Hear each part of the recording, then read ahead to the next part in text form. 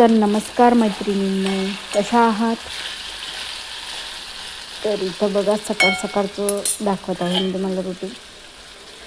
म्हणजे आता त्यांनी प्रतीकच्या टिफिनला बघा मी बटाट्याची भाजी केली होती.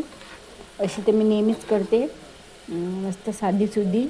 आणि बटाट्याची भाजी शिजल्यानंतर मी त्याच्यात तिखट ॲड करत असते आणि थोडीशी मस्त मिक्स करून घेत असते आणि मग ती छान लाल लाल मस्त छान कलर येतो त्याला आणि मस्त मुलं मग आवडीने खातात. तुम्हाला तर माहितीच आहे, तुम्ही जर माझे ब्लॉग बघत असाल तर माहिती असेल.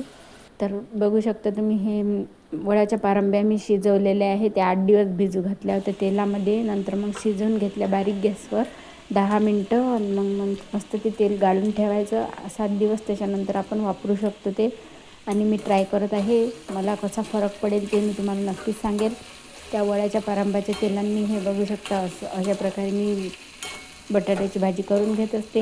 याच्यामध्ये थोडंही पाणी मी टाकलेलं नाही आहे आणि झाकण ठेवलेलं होतं. मस्त वाफेवरच खूप छान बटाटा शिजलेला आहे. बघू शकता तुम्ही बनवा बटाट्याची भाजी जेवायला.